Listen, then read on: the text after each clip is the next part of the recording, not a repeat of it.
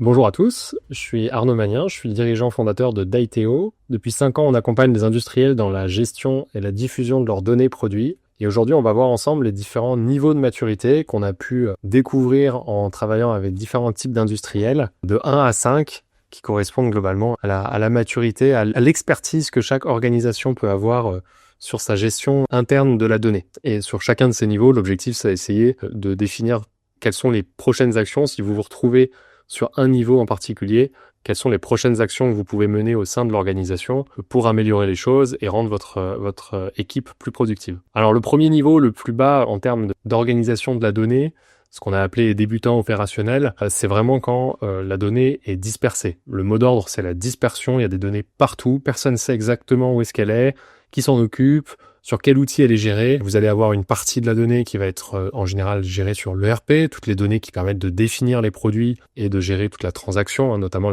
les commandes des produits. Donc il y a tout le temps une partie qui est gérée dans l'ERP, puis souvent des Excel, des fichiers Excel qui vont cohabiter un petit peu autour, qui vont être gérés en interne par des gens qui vont conserver ces fichiers sur leur machine. Il n'y a aucune centralisation, il n'y a aucun partage de l'information, et donc ça rend le processus très complexe, notamment pour le référencement des produits auprès des distributeurs, où chaque distributeur va arriver avec une matrice à remplir et la personne en charge, qui peut être un responsable commercial, un responsable AD, parfois l'équipe marketing, ça dépend des organisations, va passer énormément de temps à récupérer la donnée, savoir où est-ce qu'elle se situe d'abord, obtenir des extractions des différents outils, puis ensuite compléter manuellement les fichiers qu'il a pu recevoir pour référencer ses produits chez ses clients. Donc la réactivité va être très faible, on va être totalement incapable dans ce type d'organisation de répondre à toutes les sollicitations de nos clients, de nos distributeurs. On va être obligé vraiment de sélectionner uniquement les distributeurs, entre guillemets, qui le méritent, c'est-à-dire en général les plus gros clients. Et évidemment, ces opérations chronophages vont être tellement difficiles, tellement longues, qu'on va pas vouloir le faire trop régulièrement. Donc on va diffuser de la donnée qui ne sera pas forcément parfaite à son client, puisqu'on aura envie d'aller au plus vite. Donc évidemment, à cette étape-là, nous, notre recommandation, c'est de se dire, il faut d'abord poser concrètement et écrire le constat et écrire quel est le processus actuel de la gestion des données. En gros, qu'est-ce qui se passe aujourd'hui quand on crée un produit? Qui fait quoi?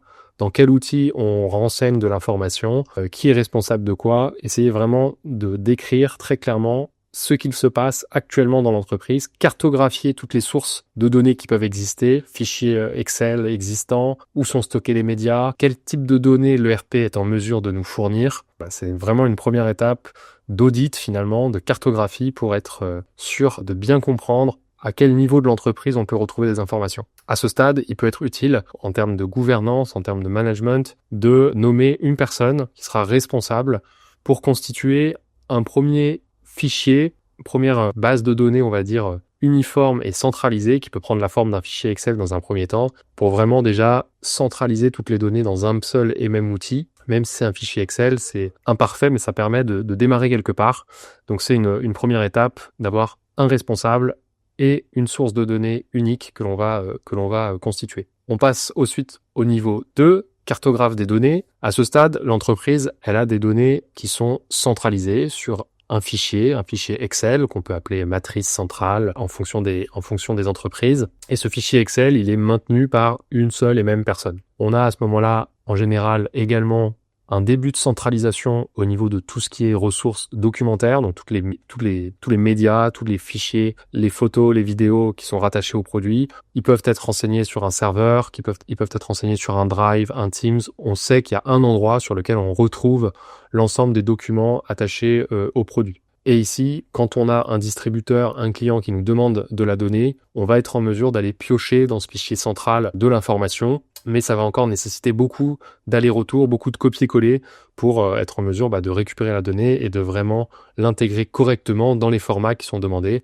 Donc c'est encore très chronophage, on a encore une relativement faible réactivité quand on a des demandes des clients, mais on a quand même un petit peu moins de souffrance, de difficulté au démarrage pour savoir où se situe la donnée et qu'est-ce que je peux utiliser en interne. La plus grosse problématique à ce stade, à ce niveau de maturité-là, c'est la dépendance à la personne qui s'occupe de maintenir ce fichier central. Cette personne-là, évidemment, elle peut être amenée à partir. Et si jamais, et tout passe par cette personne, dès qu'on doit rajouter de la donnée, dès qu'on doit l'enrichir aussi.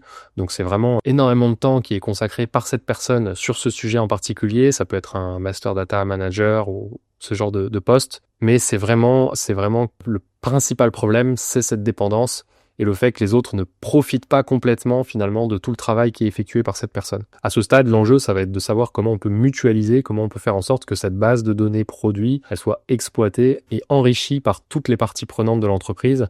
On le sait, la donnée, elle peut venir des bureaux d'études, notamment tout ce qui est données techniques.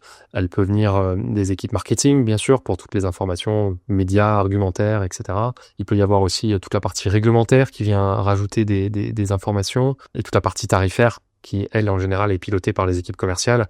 Donc, il y a quand même ce problème global que la donnée qui gravite autour de nos produits, elle vient de différentes personnes et donc il faut faire en sorte d'impliquer ces différentes personnes sur un outil. C'est donc là qu'on passe à un niveau 3, c'est un niveau où l'entreprise a mis en place une structure, un logiciel, une base de données, peu importe, qui permet de centraliser l'ensemble des données produits, que ce soit les données de toutes les typologies qu'on a pu évoquer, tarifs, logistique, marketing, réglementaire, données techniques, etc. Et toute la partie visuelle, documentation, fiches techniques également. Le gros avantage à cette étape, c'est que on a donc un outil qui est collaboratif. On a des gens qui sont capables de différents services de venir enrichir la base de données, potentiellement de venir extraire des informations aussi dessus. Donc on a vraiment un travail collectif, on a beaucoup moins de dépendance puisque plusieurs personnes sont impliquées dans la vie de la donnée et ça donne évidemment une entreprise qui va être plus efficiente dans ses process. Malheureusement, à ce stade, on a toujours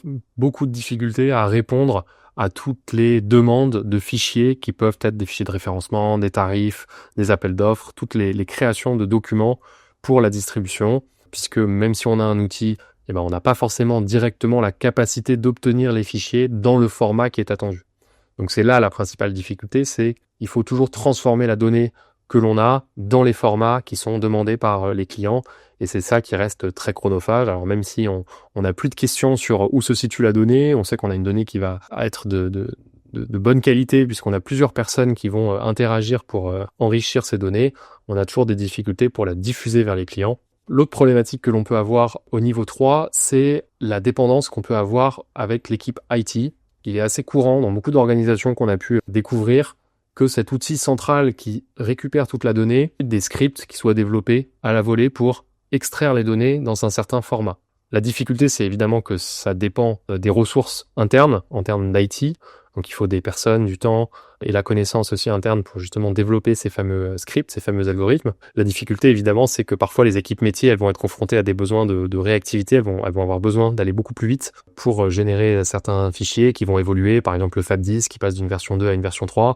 Et donc il va falloir réimpliquer des développements qui peuvent être assez longs, assez coûteux. Évidemment, l'équipe IT aussi a des équipes qui peuvent changer entre-temps, donc il va falloir maintenir ces différents scripts. Donc ça va créer une charge de travail qui peut être relativement forte et une dépendance qui empêche aux équipes métiers d'être très réactives quand elles ont besoin d'aller vite sur certains sujets. Donc c'est la principale faiblesse, on va dire, à ce niveau 3. Dès qu'on est passé au niveau 4, on devient donc chef d'orchestre de sa donnée, on est en mesure à la fois de centraliser la donnée, de l'enrichir de manière collaborative avec différents collaborateurs qui viennent travailler sur les données qui les concernent en particulier. On a donc une vision très claire pour chaque produit des informations qui sont manquantes pour tous les distributeurs et tous les templates qui nous sont demandés. Donc on sait concrètement sur quelle information on doit travailler en priorité si on veut obtenir un référencement qui soit parfait chez notre client. Et on a surtout un outil qui est capable de prendre la donnée au format actuel et d'automatiquement la transformer dans les templates attendus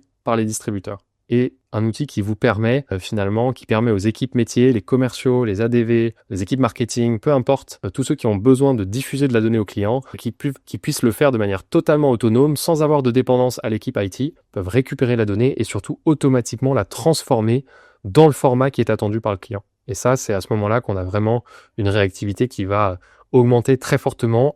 Dès qu'on va avoir une demande d'un distributeur, on va être en mesure de lui répondre beaucoup plus vite. On va être aussi en mesure de répondre à beaucoup plus de clients et donc augmenter aussi la quantité de distributeurs qu'on est capable d'activer. Et donc ça, c'est évidemment une étape déjà très élevée en termes de maturité sur lequel on a une vision bien claire de chaque client et des fichiers qui sont attendus. La dernière étape, c'est l'étape ultime, on va dire vraiment architecte de performance, c'est quand toutes ces informations, tout ce pilotage client, produit, template, il est accompagné d'une analyse des ventes qui ont pu être faites dans le passé avec ce client. Et donc, on est en mesure finalement d'avoir une stratégie produit vraiment proactive en se disant, tel client, je lui ai poussé tel échantillon de produit avec un certain tarif et j'ai eu tel résultat. Et donc, à partir de ça, en décliner toute une stratégie produit pour se dire, sur telle gamme de produits, je vais potentiellement faire des augmentations, ou alors sur celle-ci, j'en ai pas besoin parce que le volume de vente n'est pas suffisamment important. Donc, on va vraiment pouvoir, à ce moment-là, avoir une stratégie produit pour chaque client qui va être alimenté par la data, ce qui va permettre aux décideurs d'avoir la capacité de prendre des décisions plus simplement, plus rapidement et plus éclairées avec des informations beaucoup plus claires pour chaque client et de connaître précisément leurs attentes pour pouvoir vraiment piloter l'activité commerciale simplement grâce à la donnée. Voilà, écoutez, j'espère que cette vidéo vous a plu. Si vous avez des questions sur ces différents niveaux de maturité des industriels, n'hésitez pas à nous contacter sur notre site internet daiteo.io. On vous contactera avec grand plaisir. Merci beaucoup.